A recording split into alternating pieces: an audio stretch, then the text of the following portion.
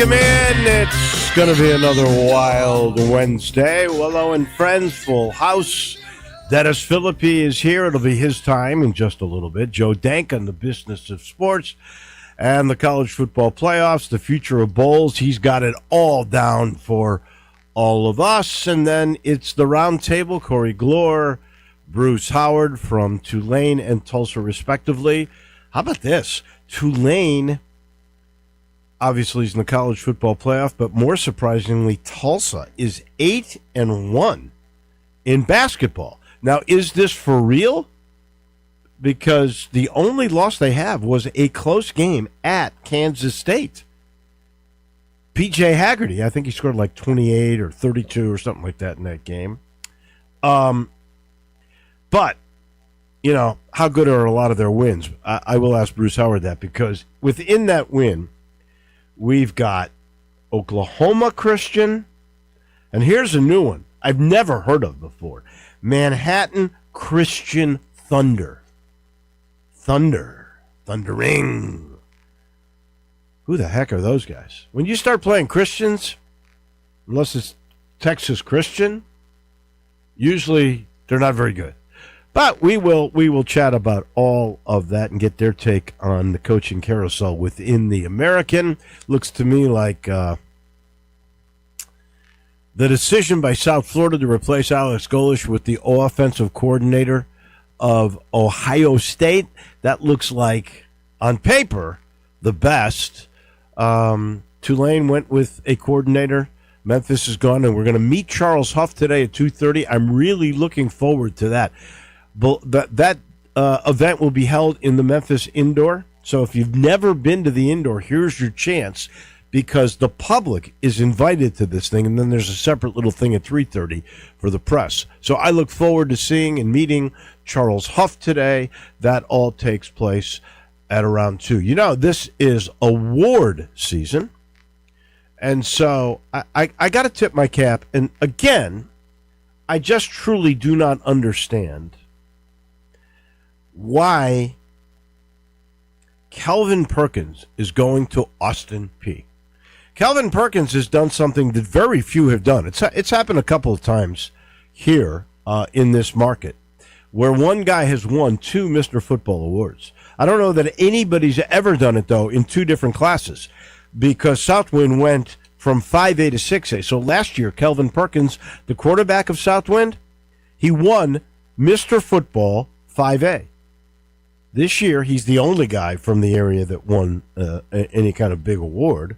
Kelvin Perkins won it in 6A because they went up in class. He still won the award as the best quarterback, really the best football player at in the state at that level, at the 6A level. That is something else.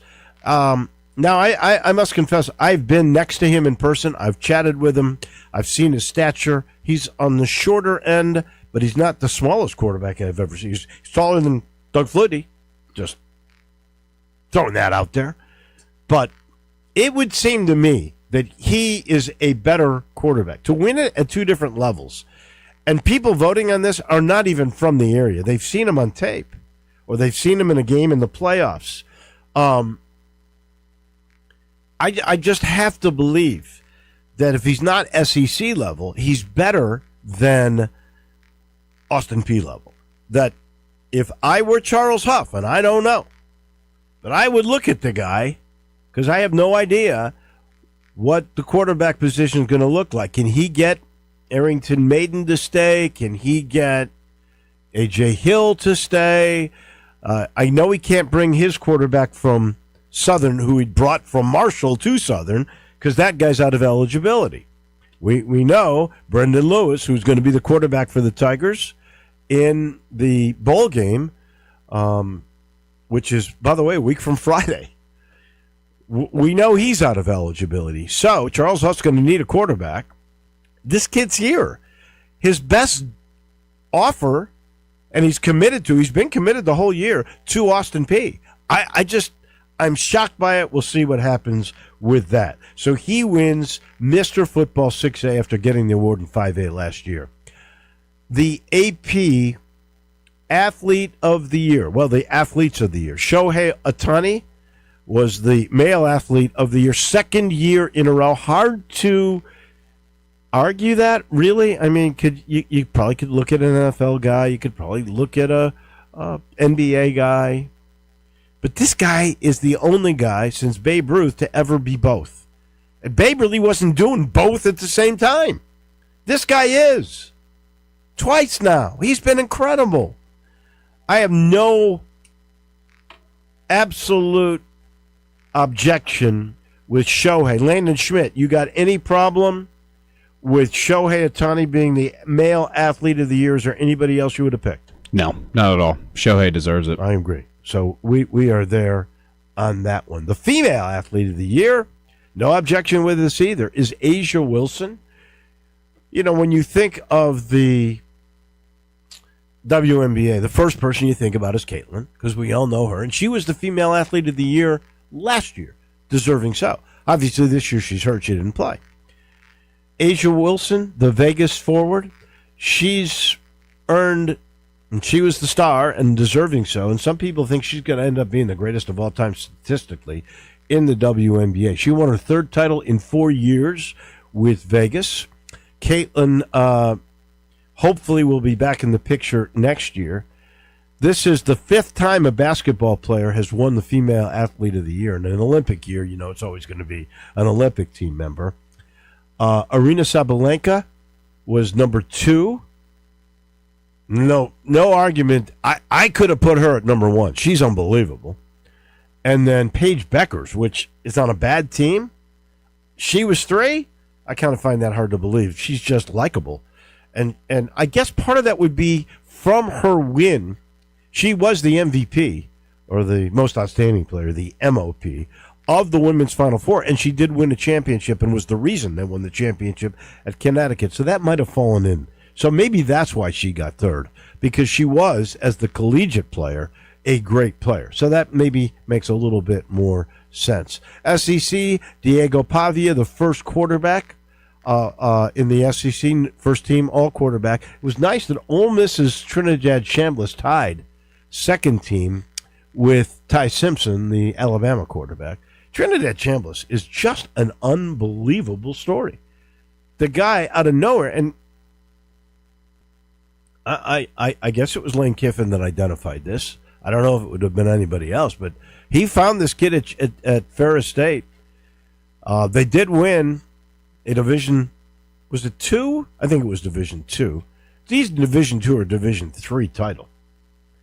And, you know, he comes and he's supposed to back up this guy. The guy gets hurt. And then clearly he's the best quarterback. And Kiffin, to his credit, said, you know what? You're not supposed to lose your job by injury, but this kid's too good. I got to keep him in there. We keep winning with him. And we win big with him. And he did. And the rest is history. Now, Landon, do you know, is he out of eligibility now? Was this Trinidad Chambliss's last year?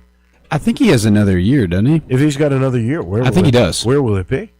Hopefully Ole Miss. Will it be Ole Miss or would it be LSU? Would he go with Lane, the guy that seems to be the theme? That does seem to be the theme. Interesting for sure. In the meantime, on Wednesdays, at this point in time, everything goes crazy because the time changes. It's time for Dennis on Dave. Dennis on Dave. Dennis on Dave. Welcome to Dennis on Dave. Good morning. Ohtani has actually won AP Athlete of the Year 4 times. Really? Yeah, 2 in a row. He's won it 4 times. And if he didn't do anything else this year, he could have won it on 1 game. I mean, he had the single most amazing, the greatest game in the history of baseball. Very possibly the most amazing game we've ever seen in any sport. So good for him. The Colts yesterday, of course, signed 4-year retired Phillip Rivers. Oh my gosh, I forgot about that. After Daniel Jones hurt himself walking back to the huddle. I mean, did you see this happen? I did. The guy was just walking. No, yeah. When you see a non-contact injury, it's always out for a year. Yeah. It's usually an ACL. This was an Achilles. And you're always out for a year when it's non-contact. Here's the thing I got about Phillip Rivers, and I'm really glad you brought it up because I meant to. Phillip Rivers was a really good quarterback.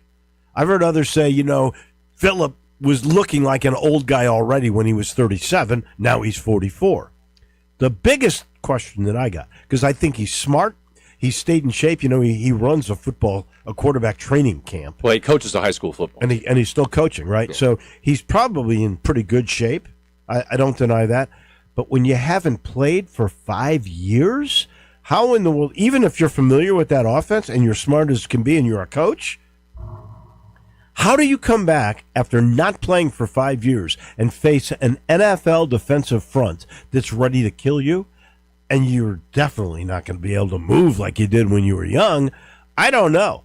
But I got this feeling if anybody could do it, Phillip Rivers just might. I don't know that he will or won't. He is going to get the start because the Colts don't have a healthy quarterback. How can you be that desperate either? But Richardson, Anthony Richardson managed to knock himself out for the year. He was working out with a leg band. It slipped off his foot, hit him in the face, and broke his orbital socket. I know. Have you ever heard of anything like that? No, but... Is there a lawsuit against that band company? But the Colts had obviously already soured on Richardson before this season even started. Right. They didn't want him before the season even started. So Rivers, who has, of course, 10 kids, he has 10 children, and just recently had a grandchild. So he may be Grandpa this might be the first time that we've ever had a quarterback as a grandpa. As a grandfather. He will be if he gets the start, he will be 4 years older than head coach Shane Steichen. Oh, that's great. But just think of the desperate measures the Colts have taken here, because they're asking a guy who has not played in 5 years to direct their attack, and they're still in the hunt for a playoff position. It just shows statistically you how they are, but they're not going to the playoffs. Is. They're not going to the playoffs with 44 years. He'll be the fourth quarterback to start after the age of 44. And the other, geez, are you okay, Dave? I've been battling this thing. We're all suffering from it. But so George Blanda, I know, is one quarterback. You got, and Tom Brady, Vinny Testaverde. You got, I'm trying to think, Warren Moon. Oh, and also played for the Bucks. Brady, Steve DeBerg. I think it's Steve DeBerg. I think it is. Played in his 40s. But all these guys played like 1, 2, or 3 games after 44. Tom Brady played like 37 games. Oh yeah, after 44. But the Colts are playing Seattle, which is maybe the hottest team in the league. You know what? They don't have a prayer. Why didn't the Colts go to Brady? That would have made more sense. Brady's making too much Brady money. has no interest in doing it. Yeah. But somewhere Colin Kaepernick is asking his friends to call him to make sure his phone isn't broken. Why is nobody calling? Well, the thing about Rivers is he knows this system. But the thing about Rivers is he had like Vinny Testaverde, piled up a ton of numbers, never won anything. Right. I mean, he wasn't a winner. That's. I could go off on a tangent about quarterbacks who seem great, but they're just not winners. You got one right now. Well, Cousins is one of those. Dak Prescott is one of those. Yeah. So was Tony Romo. Guys who can put up real big, shiny numbers, but don't actually win anything. One of my favorite stories of the week, cornerback Quentin Jammer, who was taken at number 5 in 2002, played for 12 seasons in the NFL, recently admitted that he played at least half of the games in 2011 for the Chargers, falling down drunk. Can I ask you a question? Why, after all these years, unless you want a lot of attention or sympathy or something, why would you admit that? Because you probably, like everybody else who's saying dumb things now, was on somebody's podcast and just kept running his mouth. And then later realized, I probably shouldn't have told that story. Do you believe it? Yeah, absolutely believe it. And ironically, he was drunk for 8 of the games. They lost 8 games that year. I don't know if they were the same 8 games. He was going through a divorce. It was an upsetting time. I wonder if he was drunk when he told this story. Very possibly. I like the guy. Heck, I think I probably would have done it. If I was an NFL player, at least once, I probably would have been like, ooh, I'm still drunk. Well, I can get out there and get after it. We just had on ESPN the Sirianni, head coach of the Eagles, saying that it's ridiculous to even question if I'm going to bench Jalen Hurts. Of course he's not going to bench Hurts. Hurts just won the Super Bowl, but he did manage And were you watching that game? Oh, I watched the whole game. It was unbelievable. I mean, managed to turn over the ball twice on one play. Yeah. It only counted for one turnover, though. But that replay is going to follow him for the rest of his life. He now has his butt fumble. He has got a Super Bowl trophy. He's got a ring, but he's got a butt fumble, and that's what's going to follow him for the rest of his life. I'm not sure I've ever seen one quarterback responsible for 5 recorded turnovers and really 6. Technically, it was 6 in a game, because you can't have 2 turnovers on one play, which he did. And you know, like, if I hadn't seen the game and I were a cynical person, which I don't think I am, I would say the guy threw the game. You know, but if you watched it, the guy played his heart out, man. I mean, right before he threw that interception, he ran for like 40 yards, an unbelievable play that was called back on a hold. But there's no question this guy was playing his butt off. He just wasn't getting any protection. And there's centers hurt, which has everybody in Philly now going for Kelsey. For Jason Kelsey to come out of retirement. Jason Kelsey's perfectly happy right where he is. He is not coming back to play for the Eagles. And I suspect, unlike Phillip Rivers, I don't think Jason has necessarily stayed in playing shape. Maybe not. I'll say this, though. You know, they're missing a lot with him out there, not just because of injury, but their tush push, which they're so famous for. If you look at their percentages this year from the last couple of years, they're way down. And the common denominator is Kelsey's no longer involved. Yeah. He was great at that play. It was a big factor, no question about it. I want to get to this story before we run out of time. Thousands of women in Iran ran a marathon in what was described as nude, which means they weren't nude. They weren't wearing burqas. They were wearing T-shirts and shorts in Iran, and so people were so their head was not covered. Very, very upset. And this is in front of like 25,000 tourists, which begs the question, how in God's name did Iran scare up 25,000 tourists? Who goes to Iran? I have no idea. I mean, you might be saying, Paris is beautiful. Lisbon is fantastic. But if you haven't been to Tehran at Christmas, my friend, you haven't lived. If you live in the Middle East outside of Iran, maybe that's a good place to go, and you're a man. How many of those were females that were there? It's a good question. But the organizers of the marathon, which allowed women to wear T-shirts and shorts, have been arrested. Oh, my gosh, really? Which, of course... Have they been beheaded? Well, in Iran, that means you're being fitted for a hemp necktie if you get arrested in Iran, especially over this. By the way, the Iran World Cup game their first game is in Seattle. And Seattle had decided to schedule for the World Cup their Pride Day celebration. With their first game. And the 2 teams that they drew for the first game are Iran and Egypt. Oh, my gosh. Not 2 countries famous for their tolerance for homosexuality. Oh, my gosh. Both teams... Are they canceling that day? They have both filed complaints because it is, in both of those countries, you could be put to death for being gay. So they have both filed complaints that the Pride... And, by the way, Seattle just said, no, we're having our Pride Parade that day. We really don't care what you want. Also, in World Cup news, the Haitian team is facing Scotland in their first game, and they are calling on, I'm not making this up, they're calling on their voodoo gods to help them win, including carrying voodoo dolls. There we go. I love it. Presumably, love it. Presumably, these are voodoo dolls of the players on the Scottish team. What a neat little keepsake that would be. Look at it. It's still got my client's plot on it. Yeah. It's absolutely perfect. But they are calling on their the voodoo to get them left out of the college football playoff. Of course, Notre Dame opted out of playing BYU in the Pop-Tarts Bowl, prompting the governor of Utah. The governors, we've had governors getting involved in college football a lot lately. The governor of Utah decided to post that Notre Dame absolutely made the right decision. Getting embarrassed by BYU in a bowl would be really embarrassing for them. Much smarter to avoid playing good teams to keep their brand intact. By the way, I loved it that Brett Yormark, the Big 12 commissioner, went after Bivouac, the Notre Dame AD. I mean, I love it. There was a great article, by the way, by Blake Topmeyer, which explains exactly why Notre Dame will complain a little bit, but not really care at all, and would not join the conference because the way. Did you know there is a memo of understanding that when they expand the football playoffs, that if Notre Dame is in the top 12, and they'll win 10 games every year because look at who they play, that they get in automatically if they're a top 12 team?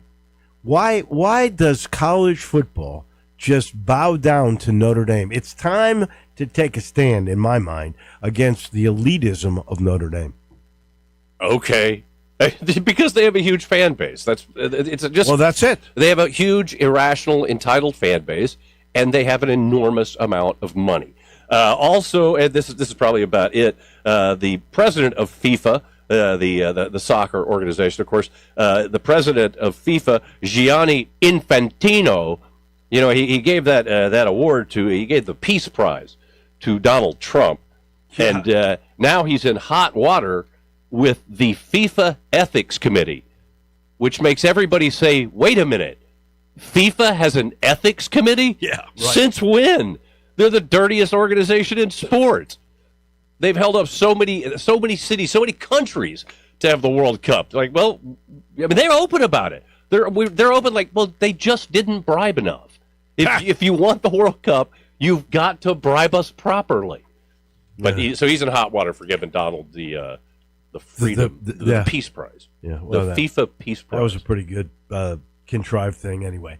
That was a good-looking medallion. Oh, yeah. Thank you, my friend. As always, we will talk with you again next Wednesday. Dennis on Dave, brought to you by Dinstall's. 'Tis the season, and Dinstall's is the place for all your holiday gift and goodies. Oh, my gosh, Cashew Crunch, Turtlettes. Just start with those two. By the way, Cashew Crunch never melts. Never melts. It's the best darn thing to give because it's so good. It's their signature and it never melts. But I love their chocolate. And if you take the caramel and the chocolate, you put a little pecan in there, what have you got? A turtlet. Nobody does it. Like Dinstall's, they've also got assorted chocolates, if that's your thing, tree pretzels, and so much more. You want to make a client love you? Give them Dinstall's for Christmas. Stop by any of their 5 stores. Place your orders now. You know where you get them. You can get them downtown. You can get them in the burbs, Collierville and Germantown. You can get them in my neck of the woods at Laurelwood, or you can go where they make it on Pleasant View. Make your holiday sweeter. Get people to love you by giving them Dinstall's. We take a break. The lovable Joe Dank on the business of sports. That comes your way in just a minute.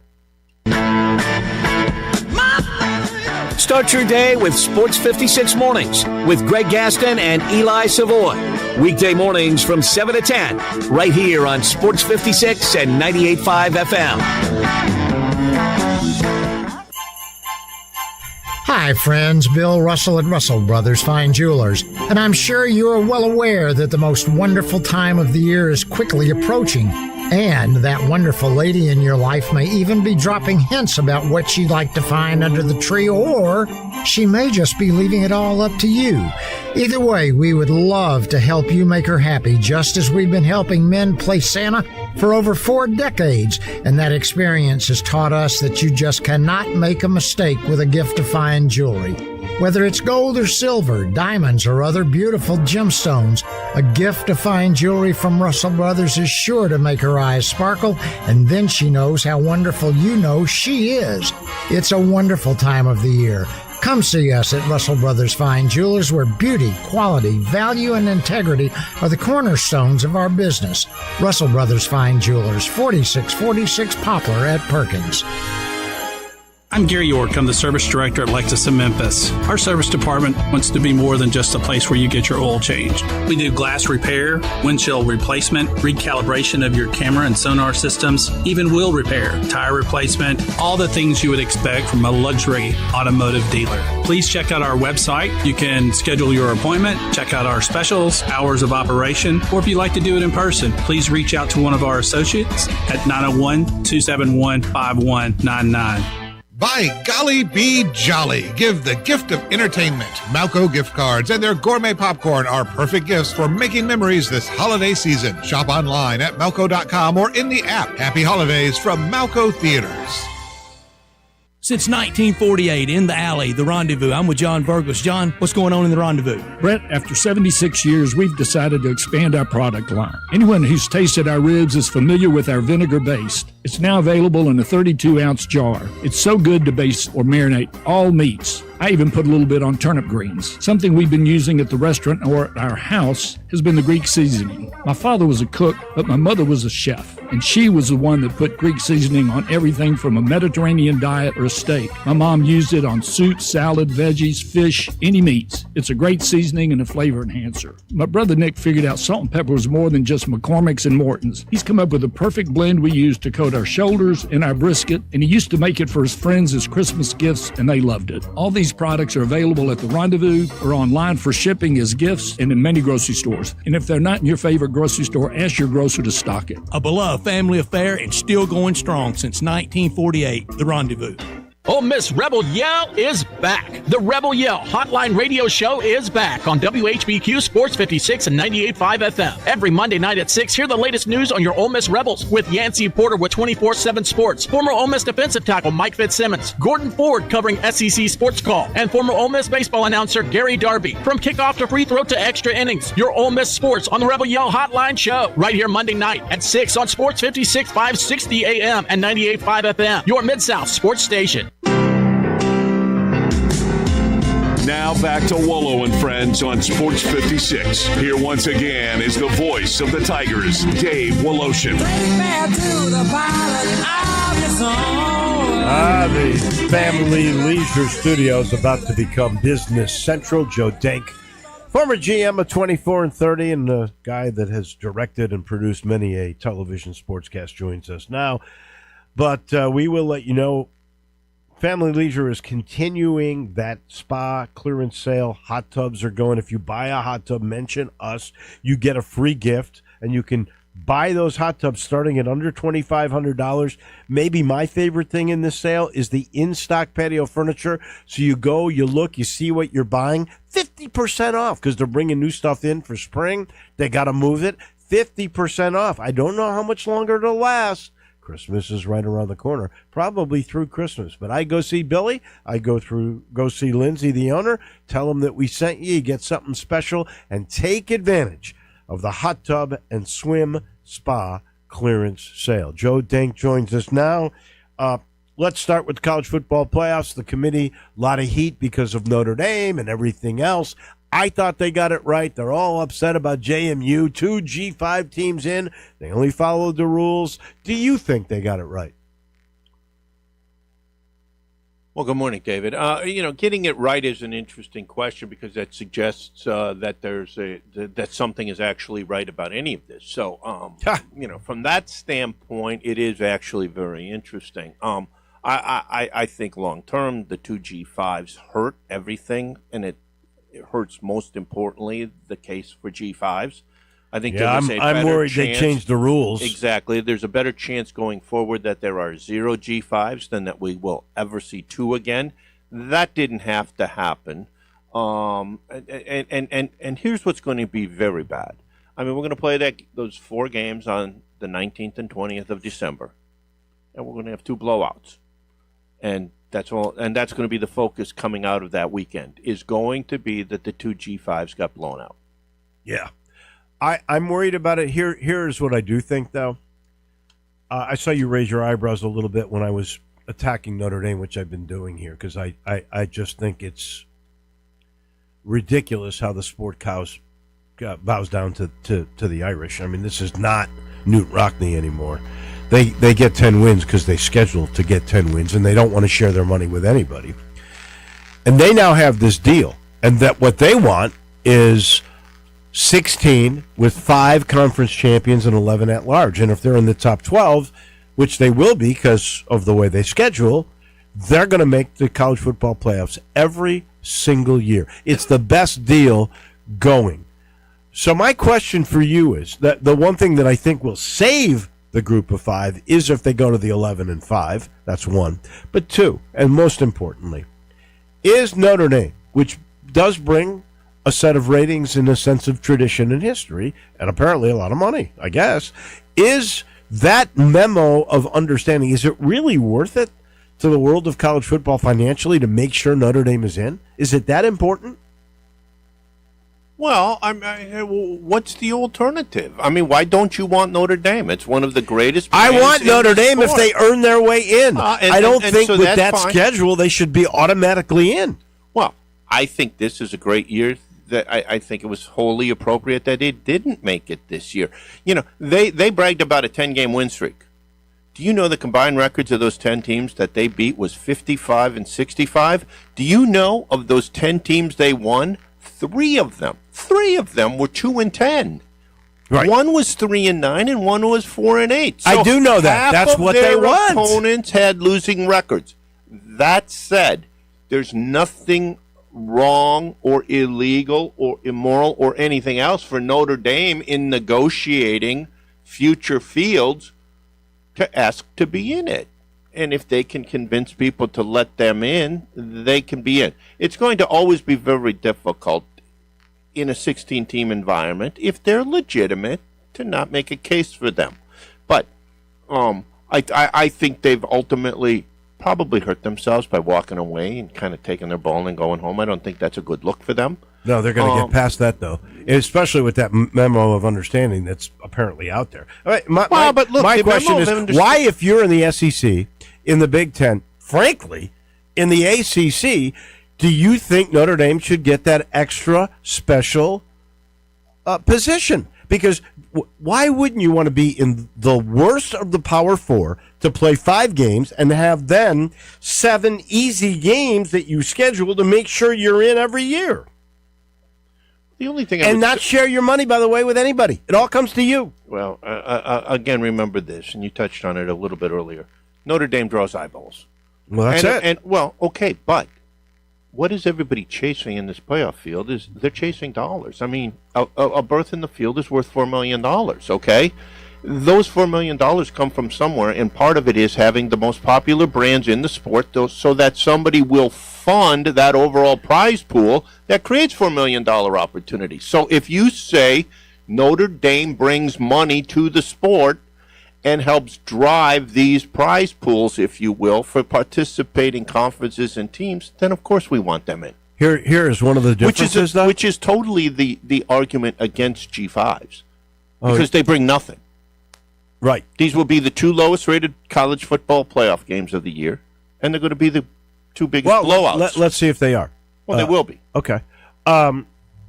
Here's the other difference. Every one of those other teams that are in there are going to get that $4 million, and they've got to share that with their conference brothers. Notre Dame will not. But there's 5 in the SEC. Yeah. The SEC. Yeah, they got $20 million guaranteed. The SEC is, if they don't win a game, is sharing $24 million. That's if they don't win a game. Right.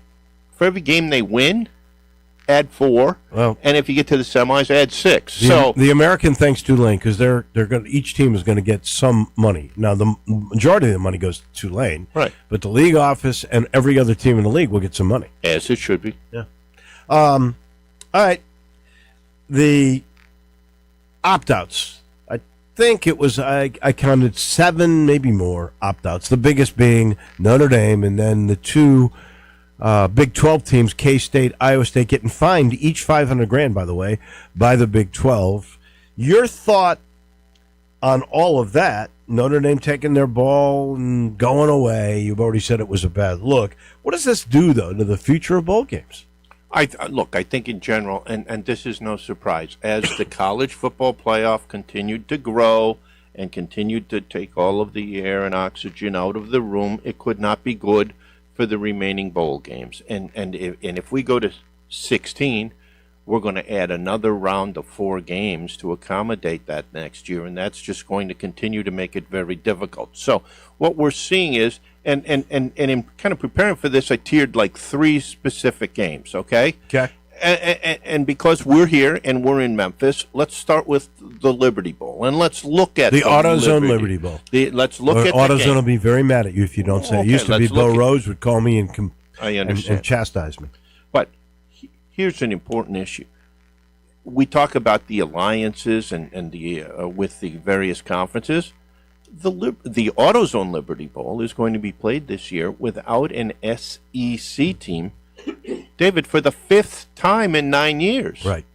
So how good is that relationship to begin with? And as the playoff field expands, if they haven't in the past been able to have a qualifying team from the SEC to come here, what suggests that's going to happen in the future? Oh, it's going to be worse when they expand. That's what I'm suggesting. And here's the other thing is that there were 5-7 teams that became available.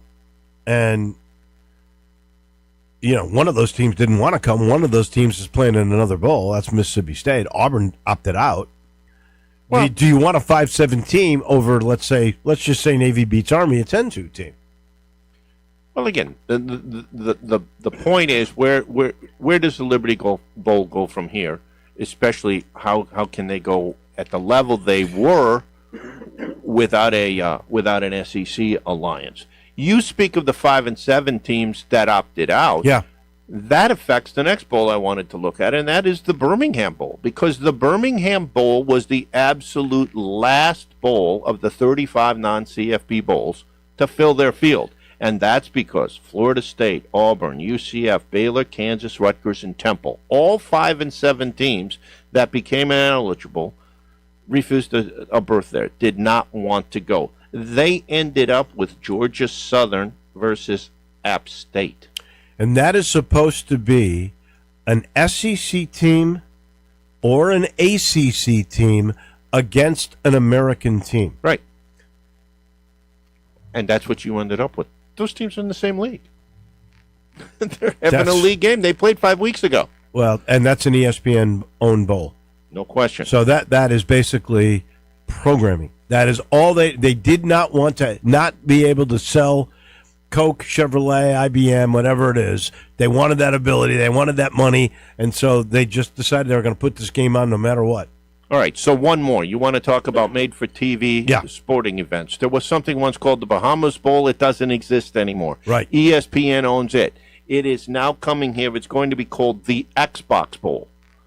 And do you know where this game is going to be played, David? This game is going to be played at the Ford Center at the Star in Frisco, Texas. That's what it's more known as the Star. It's the place where the Cowboys practice facility is. Well, it's the practice facility, but they're playing a game. They say there are 12,000 seats in that venue. I've been in that venue. I find it hard to believe it's 12,000, but even if it is, yeah, me too. What we now have is we have a bowl game being played in a glorified TV studio, and it's only being played to fill the 3.5 hours on ESPN, which will occur on December 18th. Is this what has become the Scooters Coffee Frisco Bowl? Is that what this is? No, this was the Bahamas Bowl. Oh, that's the Xbox. Now, what was the Scooters Coffee Bowl that Memphis played in last year in a soccer stadium? Right. That game also is being played at the Star. So they're playing 2 games Star at the is Star. hosting 2 games. It's both ESPN games. Perfectly climate-controlled environment. Easy camera hookups. It's a TV studio game. These games are to college football what TGL golf is to golf. True. That's exactly what it is. That is, you know what? If the UFL wanted to really be a solvent league, they would build a Star. They would build it. That's right. Well, it's owned by the Cowboys, so they can't do it there. But they're already in Arlington, not very far away. Exactly. That's the best way to put it. They have the Cowboys practice facility. I guess they can get 12,000. You know that the CUSA basketball tournament is held in there. Right. Look, it's a cool facility. Like I said, we had a corporate outing there one time, and they play high school games in there. They play big-time Friday night high school games in there on a regular basis. But we're talking about Division I college bowl games in a 12,000-seat environment. There are FCS stadiums significantly bigger than that. It's, as I just mentioned, just like the Birmingham Bowl. It's all about studio programming for ESPN. That's why they bought the Bulls. That's all. They want to fill it. The ratings were really good last year for the Bulls. And the college football ratings, you yourself said earlier this year, one of the best years they've ever had. Up. Those ratings are up. So they're trying to cash in on that. I wonder if these football ratings will be really good this year. You already made your prediction that the JMU game and the Tulane game are going to be bad games. First of all, I think the committee made a mistake. They should not have made Ole Miss the 6th. They should have made them the 7th seed to avoid that. And that you could have easily made Texas A&M a higher seed than Ole Miss if you were the committee, and you would have avoided the repeat game. You would avoid the repeat. I'm not sure you would avoid the 2 blowouts that are coming. And do not forget this, but both of those games are going to be played head-to-head against the NFL on Fox on that Saturday afternoon. That's because the NFL did not want those games being played at that time. Well, yeah. One other thing we'll look at, and this will be another time, because we're going to know, January 23rd, they have moved the deadline, by the way, for expansion of playoffs and contracts with bowl partners. So if they don't come up with a decision, for instance, Memphis and the AutoZone Liberty Bowl with the Big 12 and the SEC, that deal is over after this year. If they don't come up with a deal by January 23rd, there will be a 1-year moratorium, an extension of the 1 year, which I got a feeling is the way this thing will end up going. So we'll be having the same argument about what to do with the AutoZone Liberty Bowl and who they're going to be affiliated with and everything else, and the expansion of the playoffs from 12 to 16 a year from now. That's my gut feel. Joe, as always, we appreciate it. Thank you so much. I'll let you know this portion of the show is brought to you by Southern Security. We're going to be there on Monday to unveil the brand new Collierville branch. That's opening day, you could say. It's going to be so cool. And you know all about Southern Security by now, one of my favorite things to talk about. If you want the best terms, you want flexible terms, you want, say, to refinance your home, need cash, you got no payment for 60 days. If you go with Southern Security, they'll finance up to 115% of the current value of your vehicle for up to 72 months. Refinance that auto loan with the best people. Southern Security, in the business forever now. Best credit union, voted by you guys for the last 6 years. So to find out how to put more cash in your pocket, call a team member at 901-452-7900. You actually talk to a person. Or you can do it the more modern way. Apply on the website at southernsecurity.org. Southern Security, your home team credit union, federally insured by NCUA. We take a break. We're going to Tulsa and to New Orleans. Our roundtable with Corey Glore and Bruce Howard comes your way in just a moment. Sports 56 and 98.5 FM. Available locally on your radio dial as well as around the world online at sports56whbq.com. Take us with you everywhere by downloading the Sports 56 app. And at home, just say, Alexa, play Sports 56. Wherever you are, it's easy to stay tuned to Sports 56 and 98.5 FM. Billions. At NST Law, we're talking billions and billions. Corey, call on line 3. We're talking billions. At NST Law, we've won billions of dollars for our injured clients. And there's billions more out there, a whole galaxy of cases to win. NST's the way to go. NST is the way to go. Call 683-7000. Corey. If you, yes you, had designed the perfect place to have a cold drink, enjoy some conversation, and maybe catch a game, you probably would have designed something like Bell Tavern, Memphis's perfect downtown neighborhood bar. You would have thought of a place where everyone is a grown-up, a place like Bell Tavern where you can do the thing you most want to do in a bar, relax, have an ice cold beer or a signature cocktail, and maybe make some new friends while enjoying the game. It's that simple. If you designed your kind of bar, you would have designed Bell Tavern. Nestled in the heart of East Memphis, located corner of Park and Cherry, is a beautiful residential neighborhood. I'm here at Town Village Audubon Park interviewing a new resident, Carolyn. Share with us why you chose Town Village. Well, if your parents or special friends need to make that big move, let me share with you my experience. It was tough for me to leave home, but then I discovered Town Village. I would like to highly recommend Town Village to you and your loved ones. After looking at all the amenities and meeting all the people and staff, I was hooked. from restaurant, bistro, 3 meals per day, housekeeping, transportation, security, health care, physical therapy, exercise room, and even a heated pool and spa. Come see us and make your new home at Town Village. Visit us and call Daniel at Town Village Audubon Park at 901-374-7342. There's no place like home, Town Village. Celebrate the new year with the AutoZone Liberty Bowl as we welcome the nationally ranked Navy midshipmen and the Cincinnati Bearcats to the biggest party in town. Great football and a halftime show featuring country music star Matt Stell. It's all happening at the 67th AutoZone Liberty Bowl game on Friday, January 2nd at 3:30. Get your tickets today by calling 795-7700. During the holidays, the Tennessee Highway Safety Office reminds you that fans don't let fans drive drunk. Now back to Wolo and Friends on Sports 56. Here once again is the voice of the Tigers, Dave Woloshin.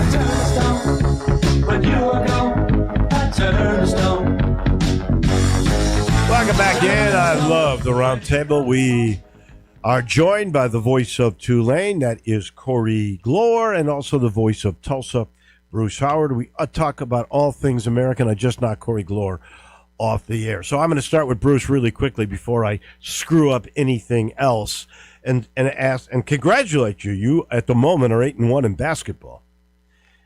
Is that 8-1 for real? Because I know you played great against K-State. You only lost by 1. I think it was at K-State. But I look at Oklahoma Christian. I look at Manhattan Christian Thunder. Who are they? How good is your basketball team, really? Good morning. You there, Bruce? Yeah, can you hear me? Yeah, I got you now. Okay. I think they're pretty good, Dave. They're really deep. As you mentioned, of course, a 1-point loss against Kansas State in Manhattan, which actually they led by 5 with about 90 seconds to play. So one that kind of slipped away from them, honestly, or they would be unbeaten. Northern Iowa probably is one of the better wins. They've had a couple of neutral site wins. Rhode Island, Northern Iowa. They beat San Jose State like a drum. I'm not sure how good that team is, but you know what? The schedule that's put in front of you, and yes, they were 2 Christian teams that you're wondering where are they coming from. By the way, Manhattan Christian is in the NCCAA, which is the National Collegiate Christian Association, Division II. What is that? Is that NAIA? I think it's NCAA, but I think it's like a sidebar. I don't, Does that count by the committee? If you were looking to make an argument with the NCAA to be in the tournament, would that be a win you could count? No. Okay. No, that's one that doesn't count for or against you as far as the RPI or the net or all of that. And as you may know, most recently, and of course it's gotten worse since there. Tulsa's net was 27 in the first net rankings. So that was obviously the sorcery that is the net. We can't figure it out. Well, they came up at 27. See, I don't think the net really is anywhere near accurate, and I think at the end of the year it gets to be pretty good. But I think you got to wait till the season's played at least 50%, maybe 2/3 before that's accurate. The Ken Palm, to me, is the more accurate measurement, at least early in the year. Where are you guys in the Ken Palm? You know what? I haven't even looked at it lately. Okay. It keeps shifting every day anyway. So, and then what's funny is Kansas State losing at home to Bowling Green, and I think they lost another game. All of a sudden, that hurts your net ranking. Our net ranking went down. We didn't do a dadgum thing, and our net ranking went down by 8 or something the next day. So weird times, obviously. All right, let me bring in the voice of the Green Wave, Corey Glore. Let's start off with congratulations. You get into the championship game. You take care of business. I was shocked North Texas was favored in that game. I thought you guys would win and win easily, and you did. That gets you into the college football playoffs. You deserve to be in there. Are you guys worried? And I start with Corey on this. Are you worried that because 2 group of 5 teams got into the playoffs, that this will be the end of the inclusion feeling by this committee and by college football, and that when they do expand, or if they don't expand, that they'll change the rules. It'll be tougher for G5 schools to be included in the next round of rules. We start with you, Corey.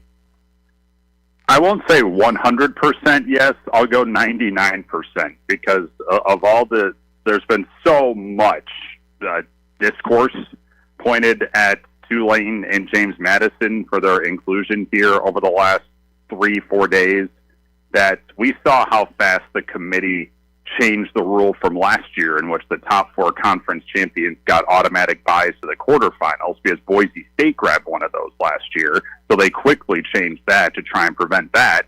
And instead, Tulane would have been in a quarterfinal had that been in place for this year.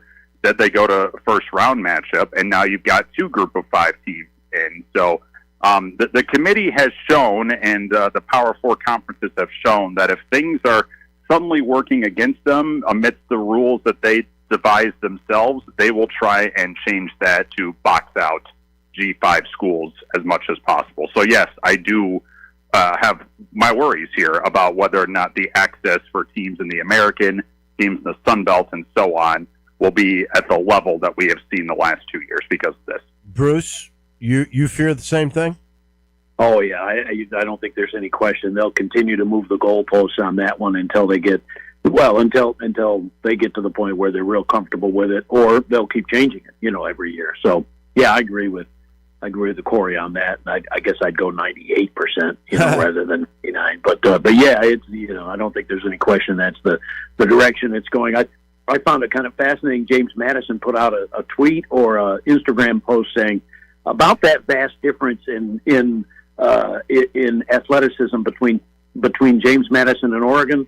We really think Oregon's pretty scrappy. We think that they're every bit as good as us, or something like that. They put out. It's pretty funny. I don't think I'm going to put it as high as you guys, and the reason is I do believe they will go to 16 teams.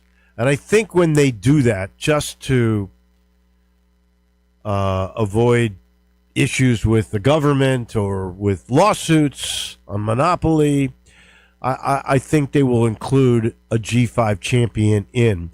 But they're going to rig it so that there will never be more than one G5 team that ever gets in. I think they'll end up going, and why wouldn't they? If you were the SEC, do you realize if they had 16 teams in this year, the SEC would get 7 in? So I think what they'll do is they'll go with 11 at large, 5 champions, and the group of 5 will end up staying in. And then, of course, one of those teams, because there's a memo of understanding that Notre Dame gets in if they're a top 12 team, and with the way they schedule, they'll always be a top 12 team. So I think those 2 spots will get taken, and you'll have the 4 Power 4s that get in. That's 6. And so there will be 10 at larges, and that'll be enough to go around. So I think that will be suffice to everybody. That's just my sense of it. AAC coaching carousel. Who do you think between coordinators, head coaches, all the vacancies, who do you think, interim coaches becoming head coaches, who do you think did the best? I'll start with you, Bruce. Interim coaches becoming head coaches. Yeah, UAB. Alex Mortensen. I think Alex did a pretty good job. Obviously, they came to Tulsa and won the final game of the year in a game in which, they had the stabbing incident, they had all of that stuff going on, and yet, Tulsa kind of let them stay in the game. Obviously, they, the thought was they'd squash them like a bug early, but that didn't happen. And then UAB said, "Hey, we're here. We might as well go win the game." So I think Alex did a very good, very good job this year, and I put him near the top of the list. Yeah. Corey. I like South Florida's hire, Brian Hartline, and what he could potentially do with that offense and the resources that they just kind of keep committing to for that program. I think I'd put him at the top of the list. I'd put Charles Huff a close second with what he's shown now with Marshall and Southern Miss the last 2 years. He has been able to hit and reboot pretty fast, and so I think that's a good get as well for Memphis, but I certainly like what South Florida is able to do. Are you pleased with the elevation of the defensive coordinator? Here at Tulane? Yeah. Yeah, I mean, for Will Hall, I mean, we just talked about Charles Huff and Southern Miss, and he did good work after Will Hall was not able to do good work there. Right. I can say this, I mean, the program vouched for him hard, both current roster and staff, and so he's got immediate support within the building itself about moving forward to 2026. That the fan base is not thrilled with the elevation here, just based on the Southern Miss track record. If he wins games, it's going to be fine. He did well in the press conference yesterday to just kind of address things head on here. And so he has shown great success everywhere except for Southern Miss. And so, and there's question about whether or not the resources were there at the time he was there to really do damage with NIL and transfer portal when it first started. We'll see. It's a unique hire for where Tulane is right now nationally. And if he wins, then everyone's going to be fine with it. I think on paper, I agree with you. I think the USF acquisition of the Ohio State OC Bertline, that is on paper a big splashy thing. I do think Huff, with his resume and his recruiting ability and who he's worked for, seems to be a pretty good hire. You never know until these things play out, and that same thing could happen there. I think both Memphis and Tulane were interested in the LSU DC, who stayed, who, by the way, is a Tulane alum, who stayed for $3 million to be a DC. Have we gone crazy here, folks? Hey, and another one that I forgot to bring up is Neil Brown. I think that's kind of a fascinating hire for North Texas. I know he's got roots in the Dallas area, but I think that's an interesting hire. You know, had some good and bad at West Virginia, but I think that's a fascinating hire there too. Yeah, he's a guy who's had some ups and downs too. But I think we can all agree with this. And Corey, you've seen it happen twice in the last couple of years. I've seen it happen now. This is 3 times since 2014 for Memphis. The American is a good league, and because it's a good league, the coaches tend to go to Power Fours for double or triple the money they were making because they did good jobs. This league elevates your status. I was asked yesterday, guys, about just what the American is as a league, and the word I pinned on it was resilient, because I would make a very strong case that the American this year in football was a better top-to-bottom league than the ACC, and I think the CFP results kind of bear that out a little bit. But every team in this league, save for the academies, has to restart every year, whether it's a roster, whether it's coaching staffs. Top 4 teams in this league this year are going to have new coaching staffs for 2026, and so who knows what the rosters will look like. And this league improved dramatically from where it was in 2024. And so, yeah, you know, the fact that a lot of people are beating the drum of Tulane being involved in the CFP and not thrilled with it, well, there are reasons why, you know, Tulane's here, and it would have been North Texas, and all these coaches have gone to other jobs and Power 4 jobs. It's a pretty dang good league and a pretty dang good brand of football here that the Americans got ruined. No question it is in football. Corey Glore with Tulane. Good luck to you against Ole Miss. Bruce Howard, keep your basketball thing going. Good work there, and we will talk next Wednesday. Thank you, guys. Hey, look forward to it. That's our roundtable for this week. It's all brought to you by Sheldon. We were just talking, what a season, with coaches packing their bags and moving left and right. Well, Sheldon says he's seen it in the real estate business too. When someone has a house that won't sell, they fire their agent, they grab someone from another conference. I mean, different company. Before you have to fire an agent and before you put your home on the market, talk to 2 or 3 real estate brokers and make sure Sheldon is one of them, because he'll tell you all about the strategic marketing program involving preparation and presentation that can mean the difference in what you make and when you make it. Experience? When you're interviewing, find out how long the other agents have been in the real estate business. And do they do it 24/7 like he does? He started when he had hair, but he works with a lot of younger people because it's beneficial to his clients, and especially when he works with people moving into town through that company's relocation network. That's why it's so easy to find him, memphisrelocate.com. That's the website. Or call, because he's ready to talk to you 365, 24/7, even on a holiday. That number is 483-0546. You want the job done? Call Shell Dunn. We're done for today. We'll see you tomorrow bright and early. Have a great day, everyone.